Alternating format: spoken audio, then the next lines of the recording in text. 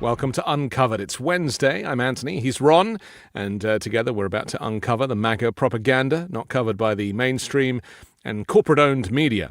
Sorry we're a few minutes late. Had a few little technicals, but we are right with you now. Ron, so much to discuss. When you posted on Blue Sky earlier and your various socials the list of things we were going to be talking about today, a couple of people wrote and they were like, I cannot believe that there are that many things to look at just in one episode. And it does seem to be like that more and more. Does that suggest to you that this regime is collapsing in some way? That there is a kind of downward trajectory? It definitely, there's mania, there's chaos everywhere. Yeah. I mean, I can remember we've been doing this show for what, 3 years, maybe getting close to that. Yeah. I can remember, we typically pick 10 topics, and prior to Trump becoming president, I'd get to like 6 or 7 and then kind of be rummaging around for 3 more. Right. Now I have like 25 and I have to cut it down, to 10. It's just, it's chaos. So it's not just Trump. It's his members of his administration that are also doing crazy things, every day too. So, yeah. We should probably just mention that there's been a shooting just a few hours ago, a couple of hours ago, maybe even less than an hour ago. 2 National Guard members have been shot near the White House and have now died, we're hearing, from the West Virginia governor. Patrick Morrissey posted that on X. A suspect is in custody. This is another shift, isn't it? Because, many of us commentators and reporters have been saying out loud that if you put the military on the streets, if you militarize ICE in the way that you have, that something is going to go badly wrong. And people do not want to have the military on their streets and that level of government intimidation. Is it a surprise to you that somebody has lashed out in this way? Yeah, well, of course, we don't know the details, the motives or anything. Sure. I saw a few pictures of the suspect, but, on a stretcher, but I don't know if they're like real. You never know, on what you're seeing on social media all the time, whether it's legit. But I think really the big thing is not only, was there an incident? I mean, it's inevitable that there's going to be some kind of clash that's violent. But the real thing that we always worried about was when that incident happens, what is going to be the aftermath? Yeah. What is going to be the reaction? Because, Trump has been itching to take over DC and to invoke the Insurrection Act. This certainly gives him the pretext that he's been waiting. I mean, if you're waiting for your Reichstag fire moment to invoke the Insurrection Act, here we go. Let's jump on to, as more develops with that, if we get it during the show, obviously we'll bring it to you. Maybe we should start, there's so many places we could start today, but maybe we could start with this story that kind of didn't get as much attention in the mainstream media, but certainly did in the world of MAGA. And this was where there was that change to X, where they suddenly started putting people's locations on the posts. And as you kind of publicly announced, that these MAGA influencers spreading all of this hate and propaganda, it turned out very few of them were actually in the United States. Just give us the kind of back story to that. And, only a handful of them were on the left. I mean, there were some, but I mean, really what we saw is, from the bigger accounts is like 90% or more of them are these, MAGA patriot, accounts. This one had, I think, about 400,000 followers in just a little over a year. Right. And what it tells you is that this was a sophisticated network. And these weren't accounts that were generating content themselves. They were accounts that were amplifying content. So they were literally like engines, machines, to where when one of the podcasters or the influencers or the politicians would put something out, these are the people that would blow it up and pass it along to each other. And they form this huge network. So the interesting thing is, from MAGA, I think that they were a little taken aback by how many of them were foreign. I think they believe that most of the foreign accounts were on the left. And I think the reality is now set in that that's not the case.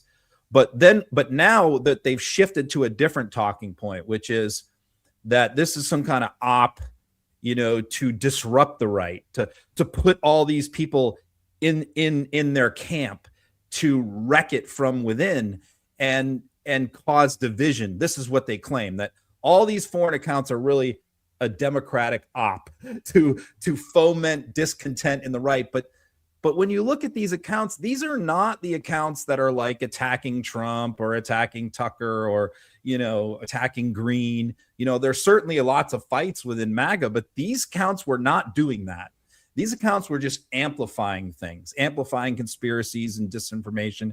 So that doesn't really hold water either. It's kind of been, I think, a splash of cold water, bucket of cold water on a lot of their heads.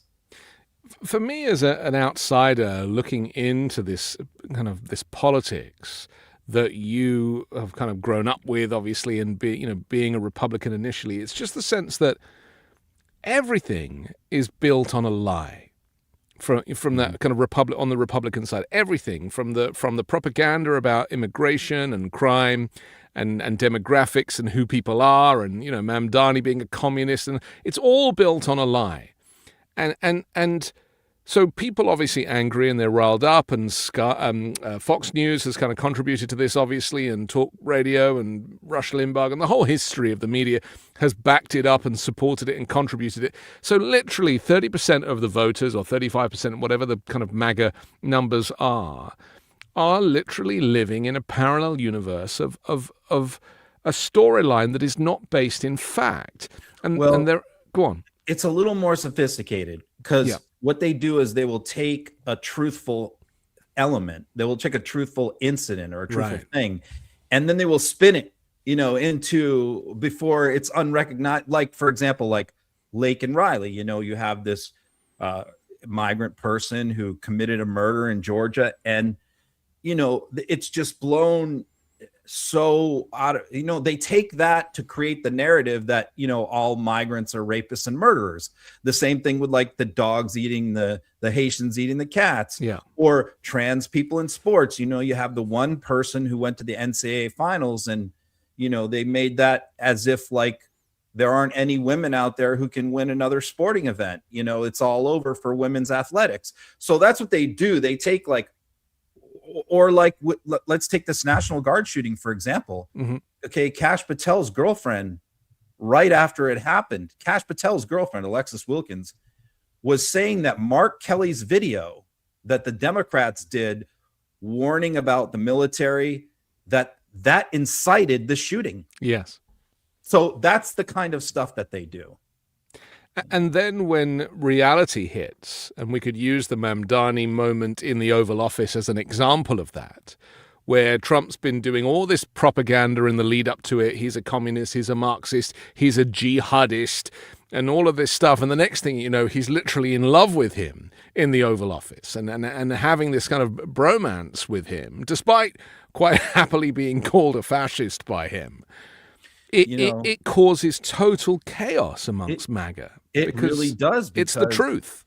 They had this impression of Mamdani in their heads that he is just this crazed, Marxist, jihadist lunatic. Because if you watch Fox News, and we talked about this, if you live in that bubble, it's easy to have that impression, because that's what you get shown all day. Because I watch this stuff. I see it. I see how it's presented to them. So they have this idea in their head for months and months and months about who this person is. And even Trump feeds it by posting about him. And then the guy shows up in the Oval Office, and what are they? They're expecting confrontation. Yeah. They're expecting fireworks. They're expecting their guy Trump to put this jihadist in his place. They thought it was going to be another Zelensky ambush, where Vance was going to be there. They thought the Kash Patel was going to be there. They thought they were going to have the whole crew in there waiting for Mamdani, and he was going to walk out in there in tears, shaking and trembling. This is what they believed was about to happen. Yeah. And then they see this love fest, with Trump fawning all over him and praising him and saying, no, I don't agree with Elise Stefanik that he's a jihadist. And I'm watching like MAGA tweets, social media while this is happening, like live. And they were just like, what the hell is going on here? What? The old man's lost it. So that's the problem when you feed them the steady diet of lies and then they're confronted with reality. It's like a shock to their system. Yeah. Yeah. Just before we move on, your video is very staccato, and I want people to be able to enjoy you. Oh, okay. Could All you right. turn your Wi-Fi back on if you turned it off before, and maybe that will fix the issue? I did, because And when we did that is when I lost my camera. oh, I see. Okay. Well, I just want to Is make that sure. all right? Well, we'll see. We'll see. Give it a few Okay. seconds. But you're very staccato at the moment. Right. But we can hear you. It's just visually, and you're so handsome. We don't want to miss a single frame of you. Absolutely. I want to show this clip of Mamdani before we do anything, and you can mess around with your technologies whilst we're having a look. You've got 36 seconds, Ron. Good luck. See you on the other side. Mr. President, Republican Elise Stefanik has campaigned multiple times by calling Zohran Mamdani a jihadist. Do you think you're standing next to a jihadist right now in the Oval Office? No, I don't, but she's out there campaigning, and you say things sometimes in a campaign.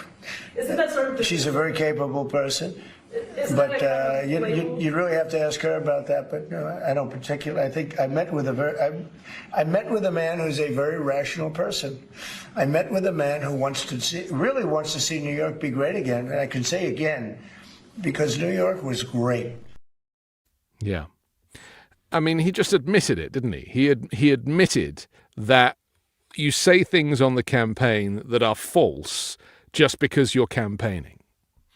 And, being involved in Republican campaigns for decades, like I was, I mean, they craft their messaging and set their narratives and their ad campaigns way far out.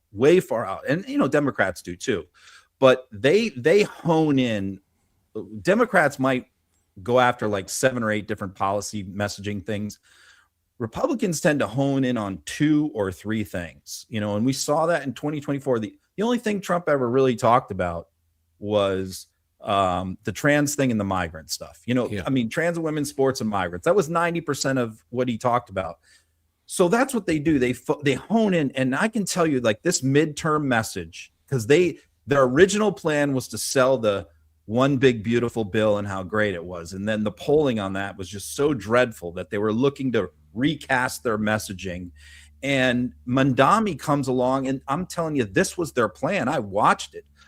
I watched Johnson talk about Mamdani every single day for a month.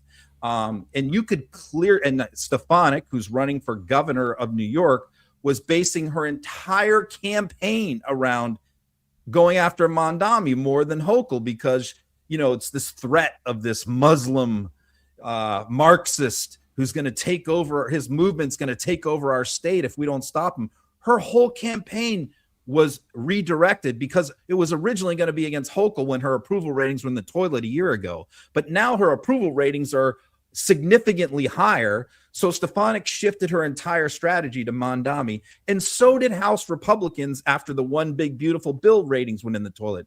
Their whole midterm campaign was going to be about the Democrats embracing Mamdaniism and socialism and jihadism and Muslims, and they were gonna put Mamdani in commercials against Democrats all over the country. So what Trump did with this meeting is completely undercut that entire plan. I mean, it just wrecked Stefanik's campaign, wrecks it. I mean, she's still out there trying to like talk about Mamdani, but it just doesn't, her punches don't land. Mamdani is just a normal New Yorker, just a regular New Yorker, and who genuinely wants to do the right thing for New Yorkers. And I think people in New York recognize that. But when you're living in the Midwest or somewhere where, your allegiance is to Trump and he's telling you a different story, then obviously this is particularly shocking. Your friend Laura Loomer posted and said, why did Zelensky receive a harsher welcome at the White House than Mamdani? If socialists are doing a good job, then I guess nobody needs to vote them out during the midterms. If you're a Republican, why not just stay home in 2026 and 28, since Mamdani's policies are amazing? I'm confused. No needs to oppose the left, I guess. I guess socialism is comfortable now. No need to vote for the GOP in 2026 is the message that I'm getting from that. What's her approach there? We already have a long list of things that MAGA is upset at Trump about previously, from the H-1B visas to you name it, the ballroom stuff that they're not especially thrilled with. They're like, what is the guy doing? We don't care about the ballroom. Yeah. There's so many things. Epstein, there's so many things that they're upset at him already about. And this just adds another layer, because Laura Loomer was one of the ringleaders of this anti-Mondami campaign. She couldn't even believe that Trump was going to meet with him to begin with. But, I think once he agreed to that meeting, then she shifted to, oh, Trump's going to take him out. Trump's going to teach him a lesson. So I was watching her live tweeting during this. She was one of the people I was keeping an eye on. And it was just, she was melting down. She was, and she has never said a negative word about Trump ever.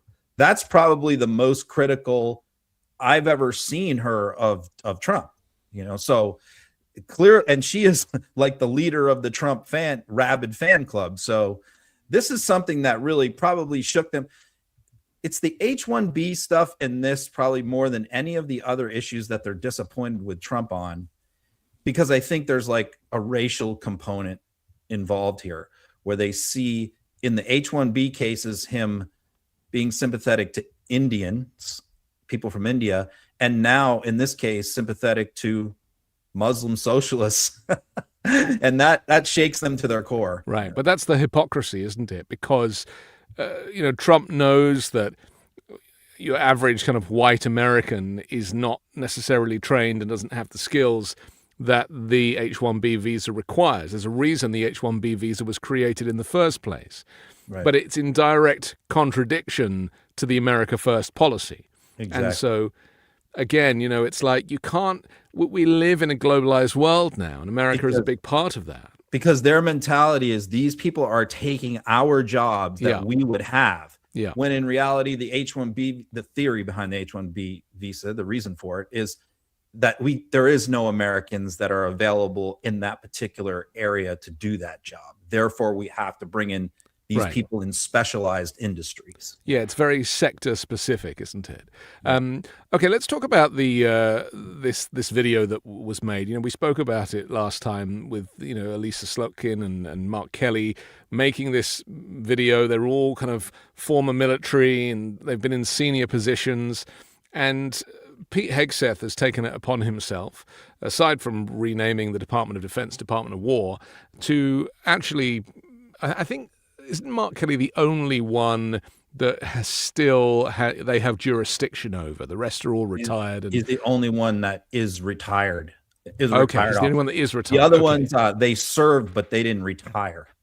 Understood. Okay, well, so what we're hearing is they're now scheduling interviews with these supposedly seditious Democrats who told the military to not defy the orders of the president, but not to accept illegal orders that defy the Constitution. What is so insane about this whole debate is that it's like being in the Twilight Zone. It's like they didn't say anything that was illegal, and yet there's this kind of furore over the fact that they said something that isn't illegal. I don't quite know how the Republicans managed to spin it in the way that they did, but they did, and it's massive. So what's going to be the outcome here? Because even Kelly himself has been going on. He went on the late shows last night, and he's basically saying, what are they going to do? They're going to call me in for doing the right thing.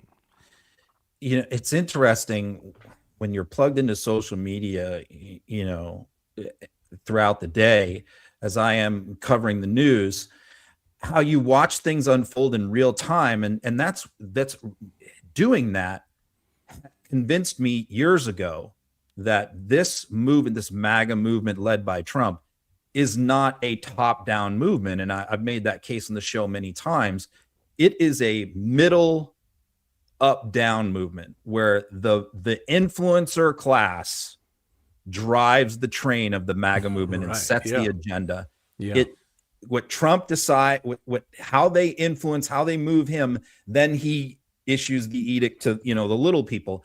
And I saw that in this case, where when I saw the video came out, I was like, I thought nothing of it. I'm like, that that's great that they did that. I thought that's kind of cool, just kind of reminding them of their oath, especially in light of the fact of how Trump is politicizing the military so much, and Hegseth is doing that too. So is Vance. I thought, it was good just to remind them that their oath is to the Constitution and the country, not to a man, right? Yes. So I thought nothing of it. And then I watched the influencer class, primarily like the veterans. These guys were like, they're all Rambo. They were all like huge war heroes on Twitter. They all served, yes, no question. But I doubt that some of their exploits are what they claim. But it was that group of people, those vet MAGA influencer level people with like 1 million followers, who went crazy over this video and got everything all hyped up and whipped up. And Trump didn't react to it for like 24 hours. I mean, I really thought it was just going to die there on the internet. I thought, this is going to be a bunch of people get worked up on Twitter and it's going to go away in 24 hours. And then, boom, Trump hits with this. Right. This is treason. They should be in prison. They should be executed. And then, it takes on a life of its own, because then, of course, that's how he directs his attorney general, and his secretary of defense is on Truth Social, And so, of course, Bondi says, okay, we're going to open up investigation. They sent FBI agents to the Capitol seeking to interview 5 of them, the House members. And then, Hegseth announced he's considering recalling Mark Kelly to active duty, which any retired officer can be recalled at any time who's drawn a pension, and discipline him. Like he could do what they actually did to Ronnie Jackson. They busted him down from admiral to captain in rank, but they did it because he was dispensing drugs on Air Force One, but they had, and sexually harassing people. Yeah. So they had good reasons. But in this particular case, to do that to like an astronaut, war hero, combat veteran, United States senator, that would, I think the entire country would push back on that. I'm talking about like 80%. So it really was wild to watch it spiral out of control online, and how the influencers started it. And the question is, where are we going to go from here? Because I don't think against the other 5, like as far as any kind of criminal investigation, that's going to go anywhere. I think that's just an intimidation thing by Kash Patel trying to save his job. But the Hegseth thing, I think I could see that happening, because he's nuts. Yeah.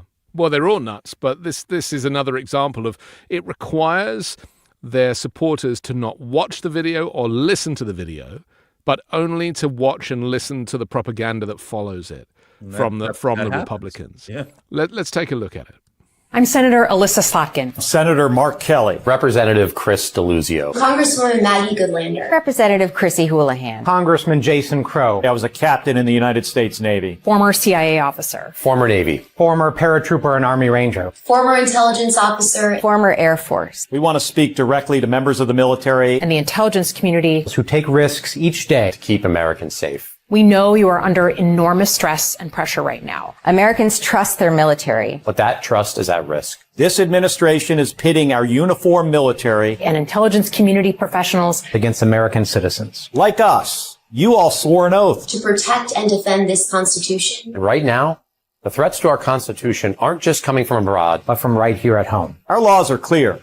You can refuse illegal orders. You can refuse illegal orders. You must refuse illegal orders. No one has to carry out orders that violate the law or our Constitution. We know this is hard, and that it's a difficult time to be a public servant. But whether you're serving in the CIA, the Army, or Navy, the Air Force, your vigilance is critical. And know that we have your back. Because now, more than ever, the American people need you. We need you to stand up for our laws, our Constitution, and who we are as Americans. Don't give up. Don't give up. Don't give up. Don't give up the ship. It's very powerful, isn't it? But at the same time, I can see how easy it is to manipulate if you're living in that MAGA Republican media bubble. Yep. I mean, they just took that, and it's treason. It's a rebellion. It's trying to send subliminal messages to active duty people. And of course, the narrative when they did their media interviews was they kept getting asked by hosts, well, can you name specific things that Donald Trump told them to do that was illegal? And I thought some of them kind of fell into the trap of trying to give some specific examples, but I would just say that that's not the point. Yeah. This isn't for something that happened in the past. This is what we're concerned about happening in the future. Right. And you know, the overreaction to this also tells me that they do intend to use the military in improper ways, because that's why would you be this hyperbolic about it? Why would you be this freaked out about it? Why would you be threatening people with execution if you were concerned about this? Clearly, it is Trump's plan. It is Hegseth's plan to politicize the military. This has been orchestrated since day one. That's why Hegseth is there. That's why they keep attacking Democrats in speeches to troops. This is part of their plan. So when a group of Democrats pushes back on that and reminds troops of their oath, the overreaction to that pushback tells me that this is their plan. Do you remember I said last week, in fact, I probably say it every week, that your worst instincts that you don't necessarily voice, but you feel about what the Trump regime is capable of, is all going to come true. And that is my concern in these moments, exactly as you describe. You know, he's desperately looking for a military conflict, whether it be Venezuela, the war on drugs. I mean, even the Venezuelan authorities are like, you're trying to bring about regime change here. And like they're trying to expose him for what's going on. But sending these drones and missile attacks on these boats without any due process, they've killed nearly 100 people now in international waters. That, and then the militarization of the National Guard and putting them onto the streets doing supposedly, you know, the types of jobs that local police can completely handle. It's already happened. You know, our fear is only that it's going to be used to affect the election, and there'll be intimidation at the polls, and there'll be the potential to cancel elections. But my fear is that all that stuff that we worry about is going to come true. I just want to give a quick update, though, because, you know, West Virginia's governor, Patrick Morrisey, has now appeared to have retracted his earlier statement that 2 members of his state's National Guard died today. They're now saying that there are conflicting reports about the condition of these 2 Guard members that were shot near the White House. So, as I said, we'll update you as we get more on that. But is that your concern, Ron, that the end game here is that the military will be used so that Trump can hold on to power? I think he's itching certainly to get into a war.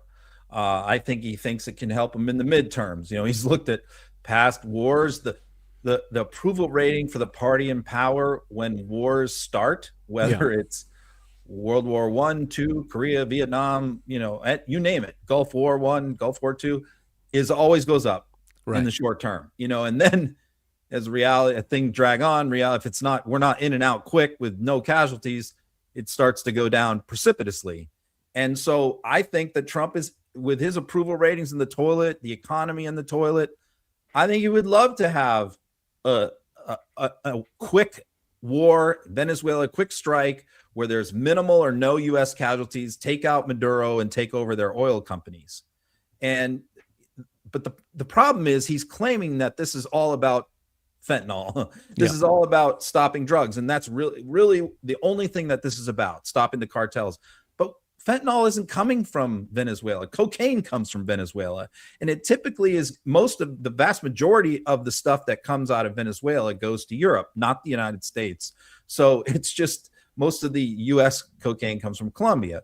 Most of the stuff in Venezuela goes to Europe. So I think that this whole drug thing is a pretext. It's an excuse. He's itching to start a war with someone somewhere. He tried it in Iran, you know, and now he's looking at Venezuela. And I think it's doing it for partisan, domestic political reasons. Representative Salazar kind of said the quiet parts out loud, didn't he, when interviewed on Fox? Let's take a look. I mean, I would love to see a change in government. My wife's from Nicaragua. We know how terribly the dictators there rely on Venezuelan oil. But at the same time, a lot of Americans don't want actual U.S. participation in regime change in Venezuela. They would much prefer the Venezuelans to do it on their own. Do you think the pressure that Maduro has received will force him to leave on his own? Oh, I think Maduro is not Fidel Castro. Maduro is not a brave boy. So now that he has understood that he's on that very nefarious list of the terrorist organization, that the airspace above Venezuela has been closed off and the commercial airlines from the United States are not flying, he's understanding that we're about to go in. He understands that he has been our enemy for the last 25 years. Venezuela, for those Americans who do not understand why we need to go in, basically for three reasons. You're in Fox Business. Venezuela, for the American oil companies, will be a field day because it will be more than $1 trillion in economic activity. American companies can go in and fix all the oil pipe, the whole oil rigs, and everything that has to do with the Venezuelan petroleum companies, or anything that has to do with oil and the derivatives. What?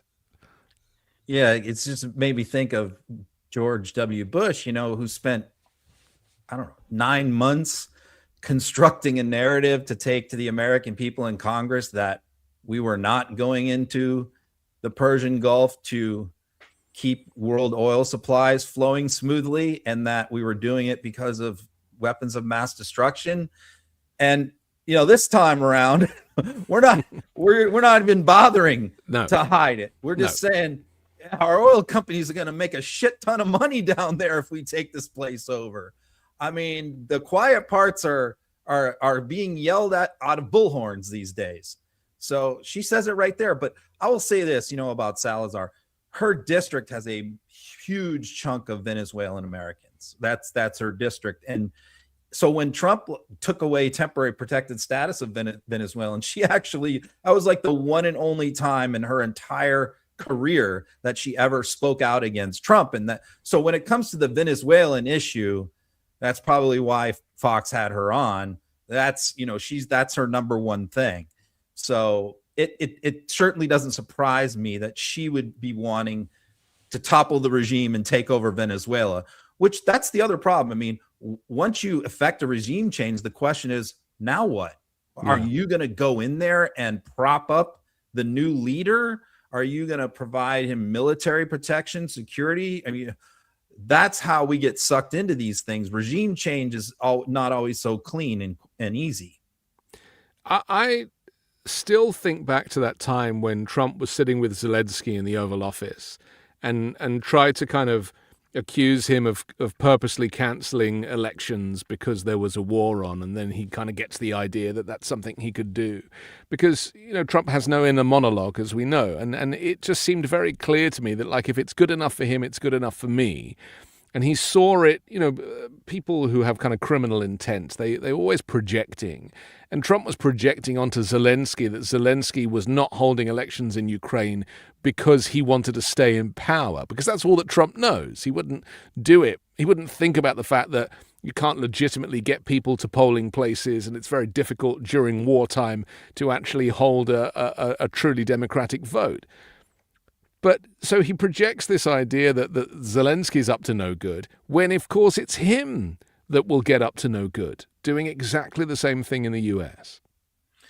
Yeah, I don't know if that's his thinking. I mean, obviously, we have a tradition in this country. I think every single war that we've fought, we had a presidential election occur during that war, except Korea. I'm going to say Korea is the only one we didn't have one. But yes, we did. We had the 1952 election. I stand corrected. So yeah, we had a presidential election in every single war. So the idea that, like, well, we can't have an election because we're fighting in Venezuela, when we had an election during the Civil War, for Christ's sake, I mean, that would be pretty crazy. But then again, Trump doesn't know any history, so he might not know any of that. Right. But I think he would have liked to have said our war on drugs is the reason why we can't have an election. And that's why, bombing these boats. But maybe the lawyers have said to him, that's just not enough. That doesn't constitute a war. So that's why he sends the Gerald Ford aircraft carrier to Venezuela. And that's why he can kind of simulate a war just in time for the midterms. Yeah, I think we're definitely going to do something in Venezuela. I have no doubt We have 1/3 of our Navy, our entire Navy in the Caribbean right now. That has never happened before. So they're not being moved there to hit fishing boats. Yeah. Let's take a quick break. We're going to come back and look at Marjorie Taylor Greene's resignation, and Chrissy Noam's up to no good, as is Kash Patel. That's all to come next here on Uncovered. Holiday headlines, family debates, group chats blowing up. You deserve a ceasefire. And for me, when the holiday who burned the stuffing debate gets louder than cable news, I just grab an IndaCloud soda and suddenly everything feels way more negotiable. IndaCloud is basically your online dispensary for quieting the noise. Gummies, curated flour, pre-rolls, and those new THC sodas. All federally legal, DEA certified, lab tested, and shipped discreetly. And honestly, some days definitely deserve bubbles. When your relatives start arguing about taxes, gummy. War on Christmas discourse, that's a soda and scroll break. Because this is how adults log off, mindfully and maybe with a little fizz. If you're 21 or older, visit indacloud.co and use code UNCOVERED for 25% off plus free shipping. That's indacloud.co, code UNCOVERED, 25% off, free shipping, and one less headline in your head. Enjoy responsibly, and huge thanks to IndaCloud for sponsoring today's much-needed quiet. Have you ever fallen in love with something online only to see the price and then think, I just can't afford it? Well, that's where dupe.com comes in. It's a genius tool that helps you find high-quality, budget-friendly versions of the expensive items you've been eyeing. It's really easy to use. Just type dupe.com / in front of any product URL, and it shows you lookalikes that won't drain your savings account. And these aren't shady knockoffs. Most of the time, they're made in exactly the same factories, just sold under a different name, with a way scarier price tag. So that $6,000 couch that influencers are always lounging on, Dupe will probably find it for $1,200. Same vibe, same plushness, but you don't have to sell a kidney to afford it. It's totally free, dangerously addictive, and blowing up on TikTok for good reason. So, if you've got expensive taste but not the budget to go with it, dupe.com is your new best friend. Go ahead and make your dream home happen without maxing out on your credit card. And here's the kicker. For a limited time, the first 10,000 people who go to dupe.com / uncovered will get 500 Dupe points instantly. Redeemable for gift cards, no catch. But spots are limited, so don't wait. Use your Dupe points and gift cards to make the most of your holiday shopping. Go to dupe.com / uncovered. Welcome back, and links to our sponsors in the description below. We need to talk about Steve Whitkoff. This is a massive story, Ron, and it's actually the one that's really kind of drawn my attention more than anything. Now, Steve Whitkoff, the special envoy, gets sent to Gaza, he gets sent to Russia, he's supposedly negotiating the Ukraine peace agreement, and someone has gone and leaked a phone call between him and his kind of Russian counterpart. I think Bloomberg published it. They made a decision to publish it, so they obviously were able to verify it. It suggests, just by listening to it, that Whitkoff is very much on the side of Russia and representing Russia, trying to get a deal for Russia that means kind of stealing territory from sovereign Ukraine. I mean, this could not be worse for Steve Whitkoff, could it? And people are now calling for his resignation. What's your take on this? Well, the two interesting parts are that, but the second interesting part about it is who intercepted this call. Because what we know is that Whitkoff was not using any kind of secure phone or secure line. Right. And so that what most of the experts in the intelligence community, ex-Intel CIA guys that I follow on social media, they're all speculating about who got this call and how it got intercepted. And they think it could be a Ukrainian.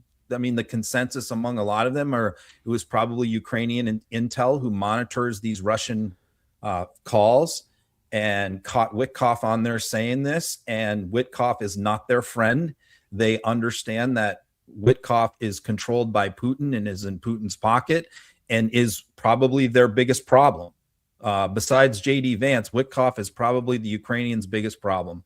So they certainly would have every reason in the world to both be in a position to intercept a call like this, and two, to put it out to the American media and the American public to show, look, Donald Trump's special envoy to Russia is not looking out for the interests of America or Europe or world peace. He's looking out for the interests of Vladimir Putin. And there have already been a lot of speculation about his business ties to Russia. He is Russian ethnicity. His family is from Russia. All the different business deals he has going on around the world. His embrace of, when he put his hand over his heart when Putin came in the room, when he met with him, the fact that he refuses to bring his own translators, refuses to bring anyone from the State Department when he meets with him. He will only meet with him privately. There's been a lot of smoke there. Right. And now we see the fire with this phone call. Now, of course, the Trump world is playing it off. Well, there's nothing wrong with what he did. He's just using strategy. He's using 5D chess. Yeah. That's what they're saying publicly. I don't think that they are very happy, because Whitkoff was basically telling the Russian envoy to tell Putin to treat Trump like a child. Yes. I don't think it was Trump's giving very him happy about tips, that. wasn't he, of how to, if you blow smoke up Trump's backside, he's gonna roll over on this and that, which means then that the whole kind of Donetsk area can be given over to the Russians, which is an area that Ukraine is still kind of holding. And he's trying to help the Russians persuade Trump to take their side on key issues. That's why he's a traitor, in my opinion. Did but the it question remind- is, a traitor to who? He's not a traitor to Trump, because I think he's really just doing what Trump wants. Right. He's a did traitor it remind to the world. Did it remind you, like it did me, of the Michael Flynn story, where Michael Flynn also had a back channel to Russia, and then was caught and then twice lied to the FBI? I mean, it's like history repeating itself. That's true. Yeah, it's a little bit of a different scenario, but that's a good analogy. Michael Flynn, caught my attention this week too, because he called for Pam Bondi to be fired after the Comey indictment was dismissed. So right, every once in a while he pops up and says something crazy that gets my attention. Let's look at the transcript here, because some of the use of language, I mean, we've been describing it, but just looking at it specifically, some of the use of language is pretty terrifying, isn't it? And the YU is the Russian, and the SW here is Steve Whitkoff. I would just make the call and reiterate that you congratulate the president on this achievement, that you supported it, and then you respect that he is a man of peace, and you're really glad to have seen it happen. So I would say that. Think from that it's going to be a really good call, because let me tell you what I told the president. I told the president that the Russian Federation has always wanted a peace deal. That's my belief. I told the president I believe that, and I believe the issue is that we have two nations that are having a hard time coming to a compromise, and when we do, it's going to have a peace deal. I'm even thinking that maybe we set out a 20-point peace proposal, just like we did in Gaza. I mean, what kind of sticks out to me with this stuff, Ron, is that there isn't a huge amount of expertise or diplomacy going on here, right? Because normally there are senior negotiators that bring skills to the table for this type of thing, that work at the State Department, and they've gutted all of that stuff. They don't take anybody with them at all. So it really is down to one kind of, didn't he start Cantor Fitzgerald or something, Steve Whitkoff? Wasn't that his background? He was like a finance guy. I want to say that was Howard Lutnick. Oh, was that Lutnick? Okay. I want to say it's Lutnick. Right. Well, maybe Whitkoff was property. Yeah, maybe Whitkoff was a real estate guy. That's right. He was the real estate guy. But the point is that these people are not diplomats, and they are very much cut of the same cloth that Trump is, where they kind of manipulate people. They try and do these kind of dodgy deals, and that's how they close these real estate deals and these financial deals. And so really that is what he's applying here without any kind of great use of language. I mean, it's pretty simple stuff. And then when Trump was asked about it last night on Air Force One, he basically said, well, yeah, that's quite standard negotiating for us kind of business people. when Trump picked Whitkoff for this incredibly important position, one of the almost basically like a senior cabinet level position to negotiate the end of this war, which is one of the main promises he made during the campaign. So when he picks Whitkoff, I'm like, who the hell is Steve Whitkoff? And then you look in his background, and I was just shocked. I'm like, this man has no experience in government, no experience in foreign policy. Or did he study it in college or something? No, he studied business and finance. He has no experience in the military. It's just, how is it that for this incredibly important job to negotiate an end to the largest war in Europe since World War II with Putin and Zelensky on the world stage and involving Europe, NATO, all that, how is it that Trump felt like this person is qualified? Why did he pick him? Of all people in the world, why did he pick his real estate buddy from New York? There had to be some kind of angle to this. Like, what is the angle? And I always just said, and I said this on the show, that I thought that they were just cronies and buddies, and he could trust them. And that's kind of how Trump likes, hanging around with rich people, and that's what he respects. So he was comfortable with him. I mean, I guess that was my theory, but my whole theory changed on reading this transcript. My theory now is that Putin requested Steve Whitkoff. Right. That they already had their hooks in Whitkoff. And it was just like Michael Flynn. This is who Putin wanted in that position.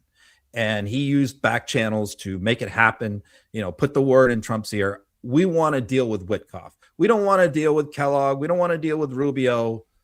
Whitkoff, your friend in New York, that's the guy we want for this position.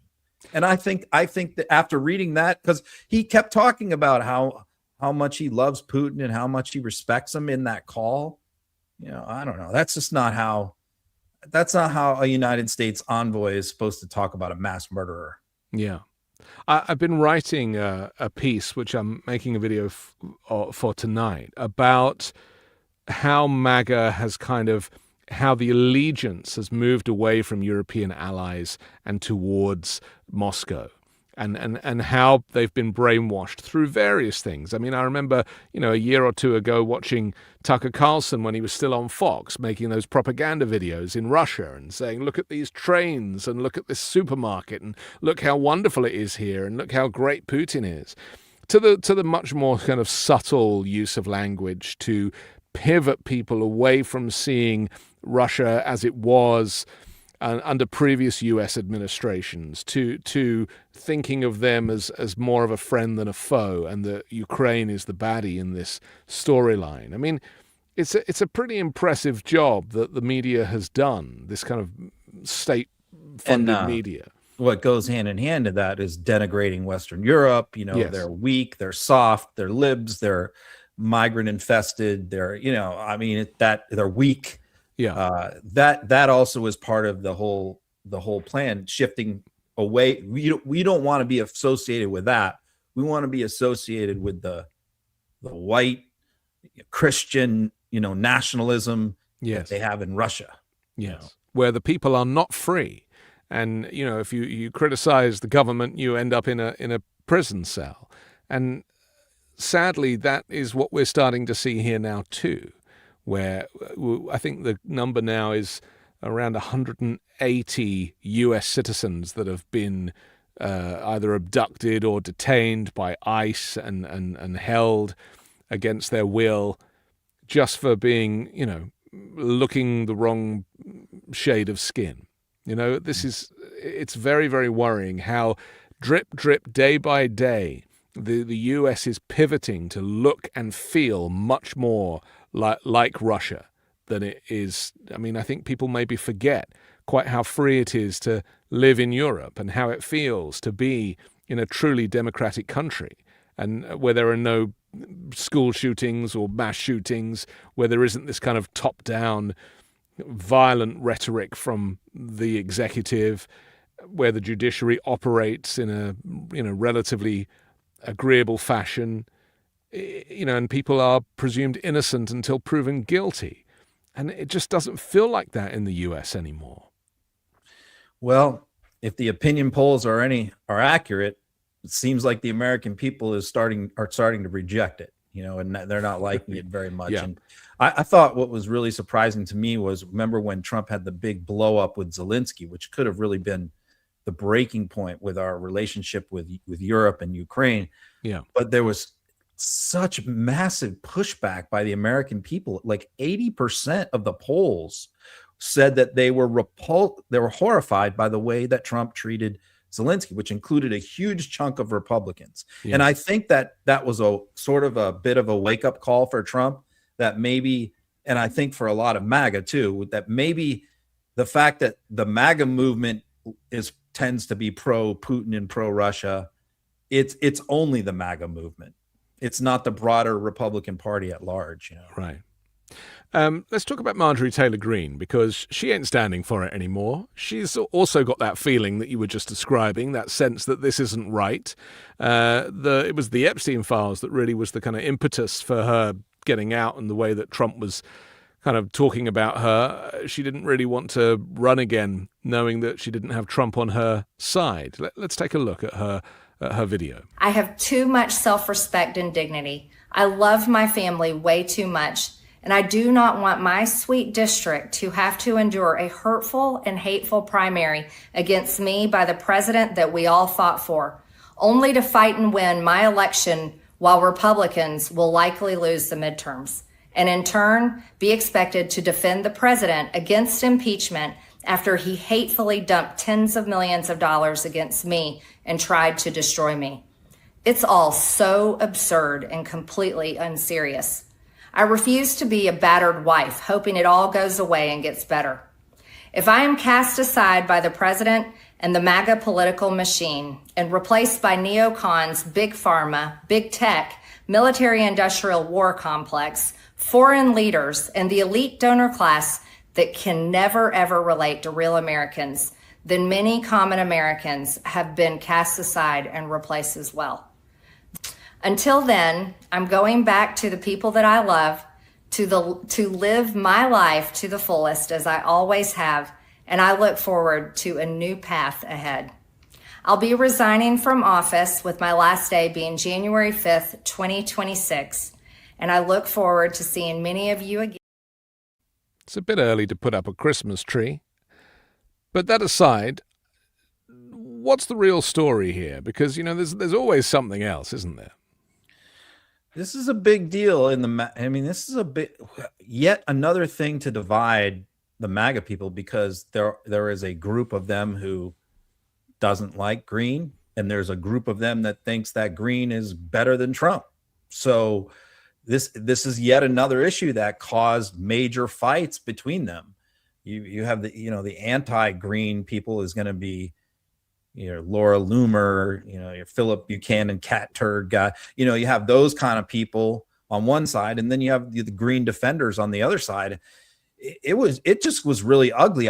This thing escalated really, really fast, where Trump just really went all in after her, and she had really one chance to sort of repair it by maybe apologizing or going to him. And she pushed back, and that was it. He came after her, said he was going to run somebody in a primary.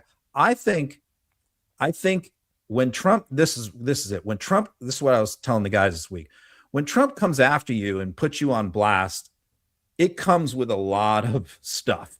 The phone ringing off the hook, the death threats, the emails, people following you around, getting things in the mail. There's a lot that comes with it when he goes after you.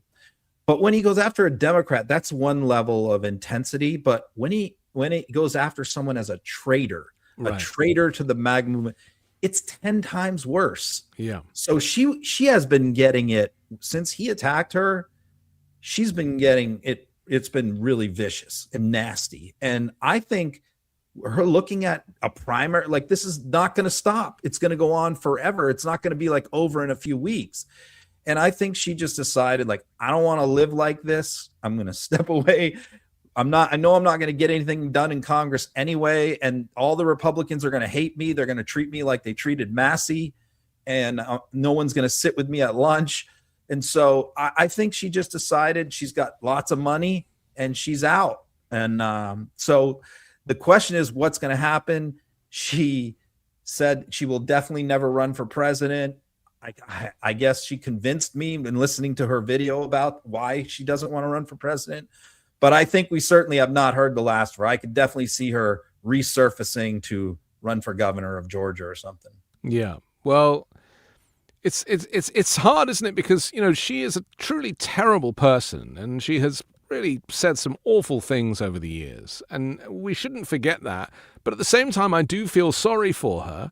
And, you know, I think that any kind of Republican women in Congress kind of need a little support because, you know, everything is against them. Trump would have no women. In fact, there was a survey that I saw earlier that said that Trump has the least diverse cabinet in U.S. history, where it's basically all white men, basically. And so it's hard for people like Marjorie Taylor Greene to kind of make progress and to want to progress in politics. But, you know, at the end of the day, she's still a Trump supporter.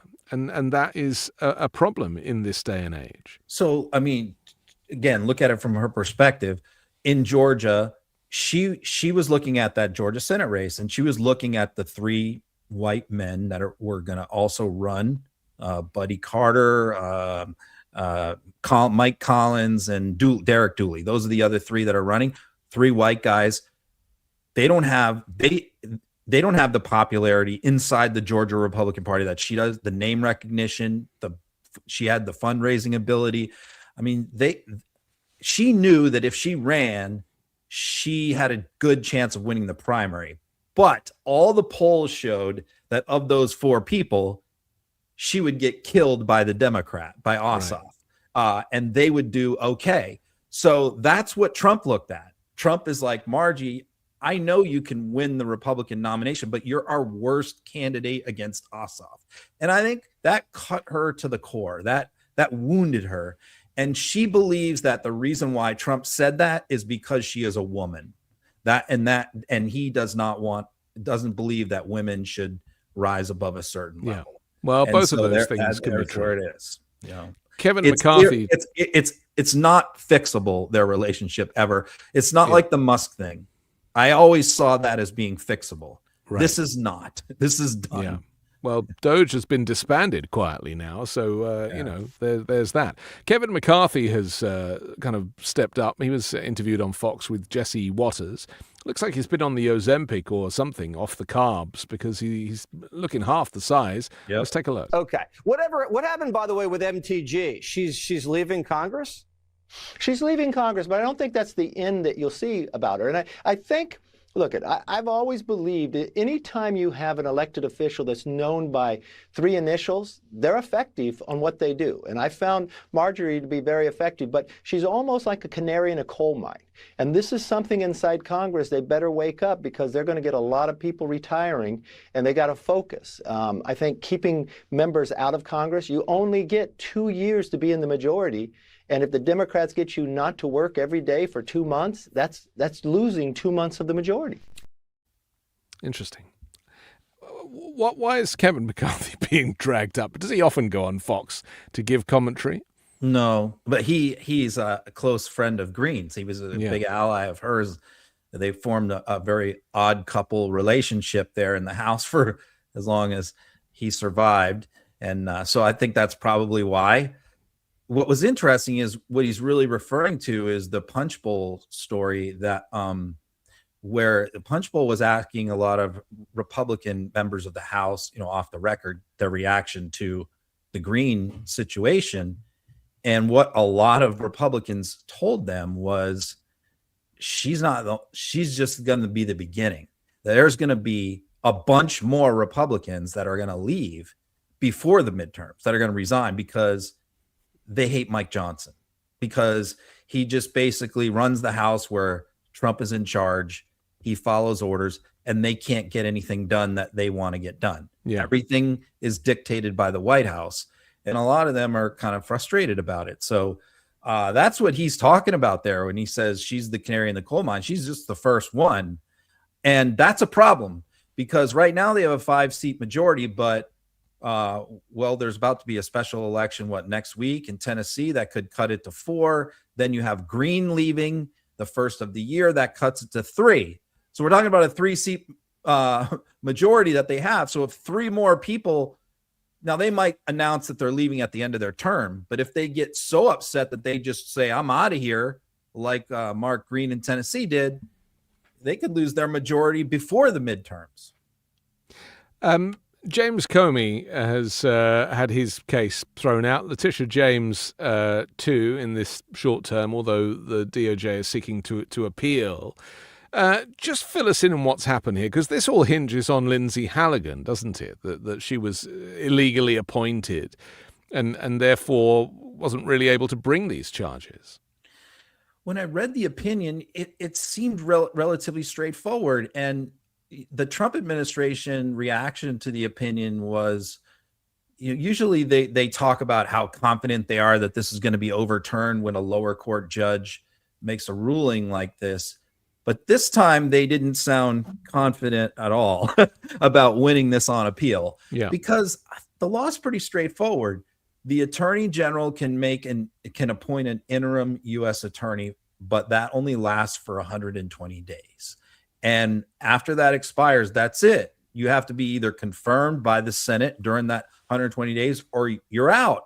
And this has been the problem that they keep running into with Habah and now with Halligan, because what it says is at that point, the attorney general cannot just reappoint that person or appoint another person. That post must remain vacant until the president has a confirmed by the Senate nominee. That's what happens. The seat is vacant. You can't just keep reappointing that. Otherwise, why have a 120-day deadline if you can do that?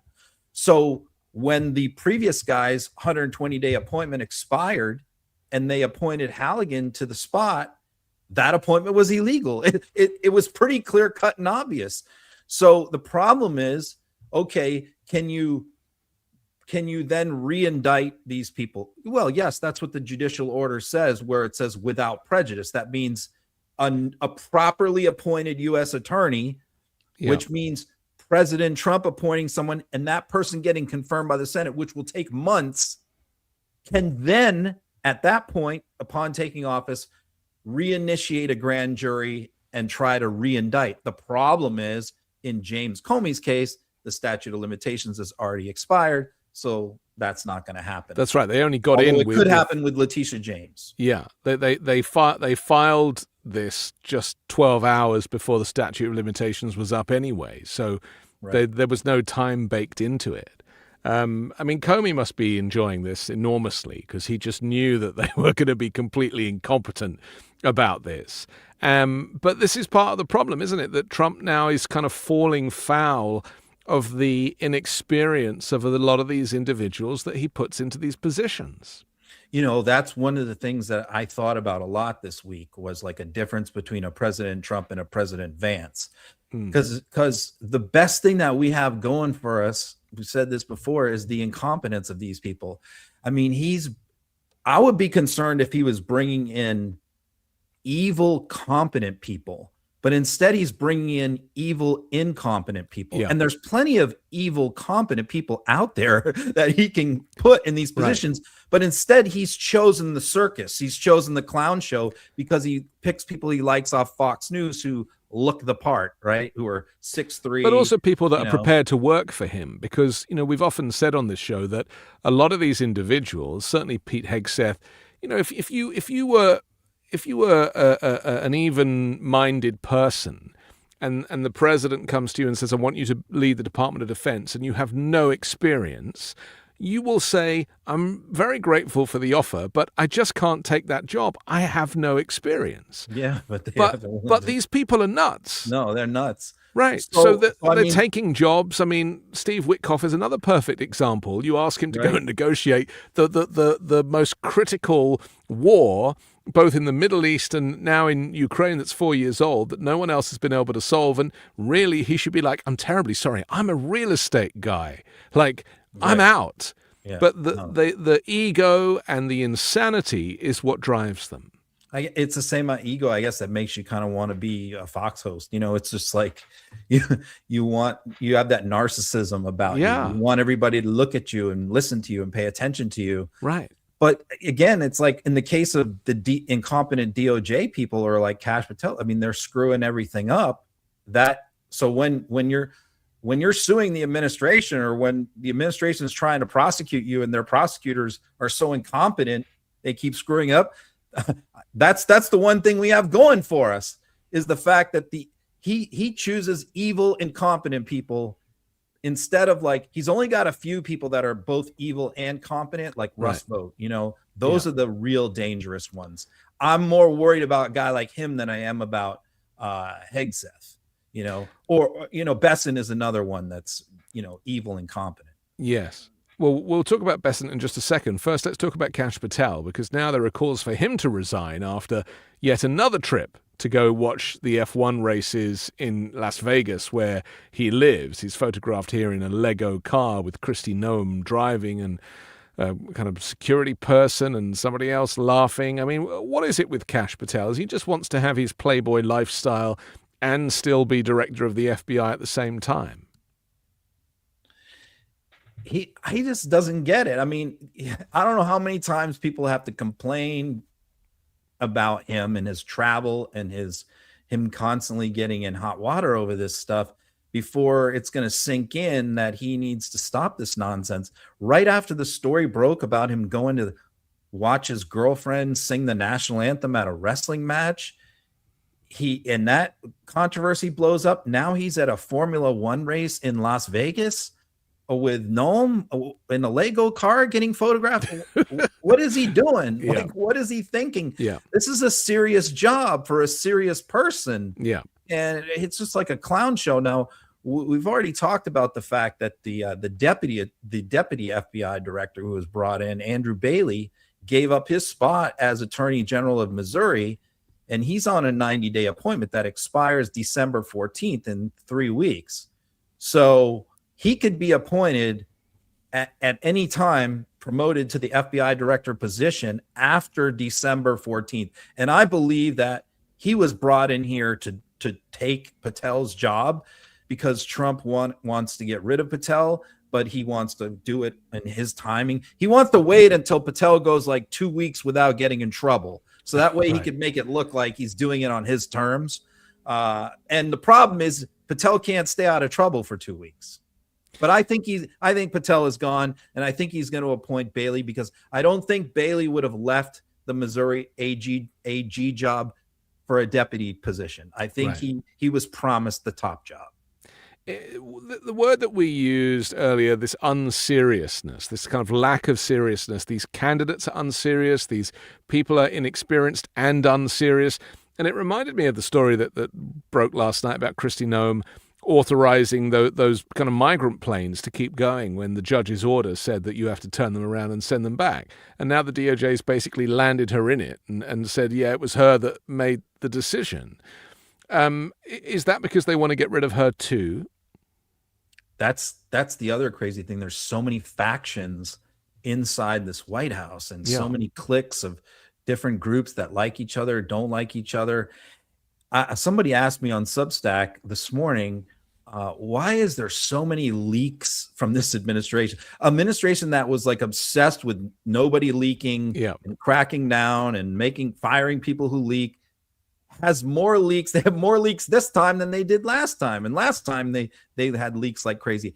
And I think the main reason is because they all hate each other. And all of these terrible stories of behind the scenes stuff that comes out about these people is coming from inside the house. Yeah.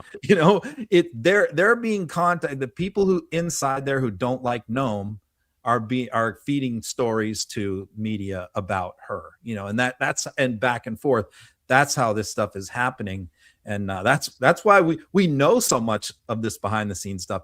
And the funny part is when they always go to like the spokesperson for the FBI or whatever, and they go, that's fake news. It's always the same answer, fake news. But then, it always turns out to be true. Scott Bessent, another one who is completely inexperienced, is unserious, is out of his depth, but he's been given the job of kind of being the chief propagandist about the economy claiming that it's doing better than it is, but he's just not very good at it. Like, he's not a very good liar. He's a very lazy liar. And so his latest thing is, well, if you can't afford to live because inflation is high, then move from a blue state to a red state. Let's take a look. Kristen, I can tell you that the Council on Economic Advisors has a study. You know the best way to bring your inflation rate down? Move from a blue state to a red state. Blue state inflation is 0.5% higher, and that is because they don't deregulate, they keep prices up, energy is higher. Just according to the consumer prices, inflation was at 2.3% back in April. In September, 3%. But let me ask you about tariffs, because there's this big announcement on tariffs. Yeah. She drives me crazy as well with her terrible follow-up questions. But let's, aside from Kristen Walker, what is it now? Is he running out of excuses to kind of cover inflation? I watch so much Bessent because of CNBC's on there like every morning, and it's just he says some of the wackiest stuff. This guy's a really weird guy. I think he lives in like a giant pink mansion. I think he's the only gay member of the Trump administration, prominent. Made all his money as like an international currency trader, New York guy. And it's just like, he's so out of touch, and he's so strange with how the average person lives. Remember, this is the guy who last week was talking about the reason why beef prices were so high was because of the cattle. The migrants brought cattle with them from Argentina up through the Panama Canal and infected all of our cows. So now he's out with this new thing about, hey, if prices are too high, just move, sell your house and move. That solves your problem, right? Of course, he's citing some economic study, not even like really thinking. They're so out of. These are people who like never shop in grocery stores, never been in fast food places. They just don't relate to how the average person lives because they're cajillionaires living in New York City, and they are from wealthy families, and so they're just so completely out of touch. So, look, I read an economic study. Just move. If you move to Georgia, inflation there was only 2%, whereas if you're moving from New York, it's 2.3. Right. So that you should move for that reason. Yeah. I mean, also omitting the fact that income is higher in blue states than it is in red states, and also ignoring the fact that it's going to cost you $20,000 to move anyway. So it's like it doesn't make sense. Living advice from Mr. Bessent. Yeah. Right. I watched, I think it was on Instagram, I saw a guy who was at Disneyland, and he was interviewing people. Is Disneyland Florida? Is that Disneyland or Disney World? I always forget. But anyway, so he was in the Florida one, and he was interviewing people who were like lining up, to get snacks or something. And he was asking them about how much they'd paid to come to Disneyland, and they'd paid thousands. Literally, it costs. You take a family of 4 or 5 people, you're looking at $1,000. By the time you pay to eat and all that stuff, so it really is very inaccessible for average people. But these people did look very average, and so he was asking them about their debts, and he was saying, "Well, do you have credit card debt?" And they were like, "Well, yeah, that's how I was able to come to Disneyland today, right?" And so he said, "Well, how much credit card debt do you have?" And the average between all of these people that he asked on, in the street was like, some were saying, 15,000, 30,000, 65,000. And it made me realize, because, culturally in the UK where I'm from, we don't have that kind of credit card mentality. If you can't afford it, you can't have it kind of thing. It's much more kind of wartime based, and credit and stuff like that doesn't not really the same. But here people literally, because of this whole culture of the American dream and working hard and you should be able to afford things, I just think that people are swallowing the extra cost of living right now. And they're just loading up the credit cards with no real plan for how they're going to get paid off. And so Trump's America is this false economy, this fake economy, where people are still going to Disneyland, even though they can't afford it. And the economic growth numbers are being propped up by AI and crypto and Wall Street. I mean, that's like all our economic growth is in those sectors. Yes. Investment banking, it's the stock market and crypto and AI. And every other sector is going under. Right. So yeah, but I think again, I've said this before. This is one issue where he can't slogan his way out of it. He can't lie his way out of it. He can't propaganda. He could tell a million lies about January 6th and convince a lot of people that his version is true, but he can't convince them that hamburger isn't expensive. Yeah. Or that gas is $2 when it's $3.75. Okay, let's. We're nearing the end of our conversation, but I want to talk about this pipe bomber conspiracy, because this kind of goes back to January 6th. It's a story that I've never really kind of got into in any great depth, because I always thought it was a bit of a conspiracy and therefore it kind of didn't warrant any great attention. But this is to do with Tulsi Gabbard and Thomas Massie. So tell us what's happening here. This was a really, it comes from like that influencer level where it was The Blaze is the publication, which I believe is owned by Glenn Beck. It's like a medium-sized right-wing media outlet, and they published this story. And when I read it, I was like, "What are they doing?" Because they were blaming a former Capitol police officer who currently works at the CIA. They said, as it turns out, she's a security guard. Okay, she left her job as a Capitol police officer. She's a security guard. She's not, but they kind of made it sound like she was brought into the CIA as like an undercover person, right? Someone who orchestrated January 6th for the CIA, right? So she's a security guard over there. So it's the truth. So they put out this story, and I'm like, how are they actually put her picture in there and everything? This is just an anonymous woman that no one ever heard of, not famous, and they're gonna just claim that she is the pipe bomber. I'm like, what is the proof? I can't wait to see it. It was a gait analysis. How she walked, how the person, they compared how this person walked with like a computer program to the videos of the pipe bomber and said, that's the same person. I was like, that's what you got? That's your proof? And the fact that she left the Capitol, she was with the Capitol Police at the time and then went to go work at the CIA. Like, so that's the connection that you're making. And I'm like, well, it's one thing for some dude on Twitter to put that out there, but this is like an actual legitimate like company with employees who put this out that can be easily sued. And so the story was completely debunked by CBS. You see there, she had to put out a video of herself not there with her pet at the time of the pipe bomb incident happened. She was cleared by the FBI, and then we learned who was behind this story was one of Tulsi Gabbard's people at the DNI. That they were the person who fed this story to the Blaze. So it wasn't the Blaze who came up with this on their own. It was fed to them or leaked to them by one of Tulsi Gabbard's people. So this is just unbelievable. You think of the death threats that this woman must have gotten in the heat when she has been named and her face and everything as the pipe bomber who's working for the CIA, and it was all a lie. It was all untrue. Didn't once upon a time Marjorie Taylor Greene's name get attached to it, where they said she was the pipe bomber? Oh, well, many people on the left definitely believe it was her. I don't. I believe it was somebody else. I have my own theory, which I don't want to get sued, so I'll won't I never really say exactly what my theory is, but I hint at it. But I'll say it's not Green. It's a male. But what were we talking about again? I forget. We veered off on Green. Well, we were talking about pipe bombers, but the pipe bomber. Yeah. Oh, yeah. So the other thing is, she was falsely accused for the longest time. So right. Yeah.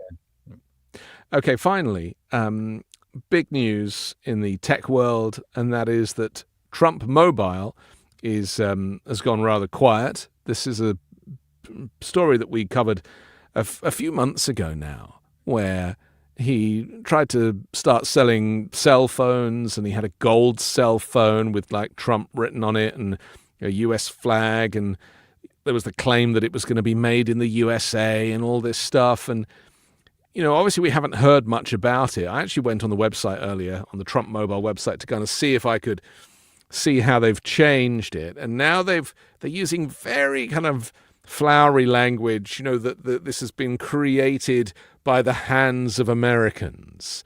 What does that mean? Maybe the graphic design is by an American graphic designer, but no, of course these phones are going to be made in China. And so, as with Trump, the whole story kind of falls apart when you dig a little deeper. I think it was back in March that they put out the commercial. Trump did a commercial, Eric and Don Jr. Yeah. They were going to sell it was supposed to be like an iPhone, but a Trump phone, right? Yeah. So you were going to, but unlike the iPhone, unlike all these other terrible phones, this is going to be a patriotic phone because Yes. it's going to be made in the USA. 100%, it said. 100% made in the USA.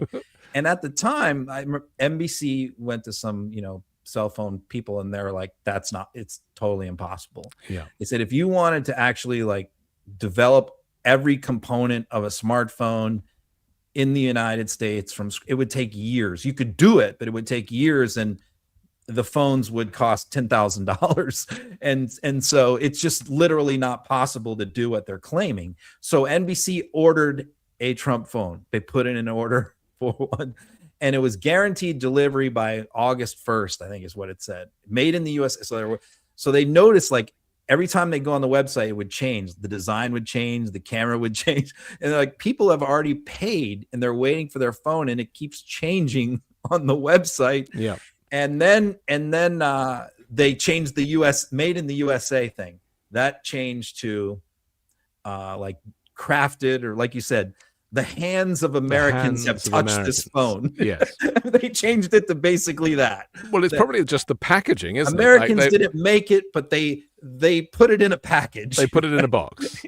Yeah, well, they mailed it to you. And so the phones didn't come in August, and then they called and they said, no, it's going to be there November 15th, and the phones didn't come November 15th, and now they're saying it's like sometime in December. Nobody's gotten their phone. Yeah. So the typical, Trump scam. Just an update on the Washington, D.C. shooting. The Defense Secretary Pete Hegseth has now said that 500 additional National Guard troops are being sent in after a request by Donald Trump, both guardsmen in critical condition. So 500 more troops being sent to Washington, D.C., just, upping the ante there and waving that authoritarian flag as strongly as they can. Ron, thanks for the chat today. We'll come back next Wednesday and do it again. We wish everybody a very happy Thanksgiving for tomorrow, of course, however you're choosing to celebrate.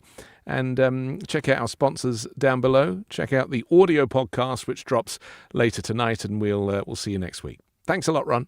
See you next week. Bye for now.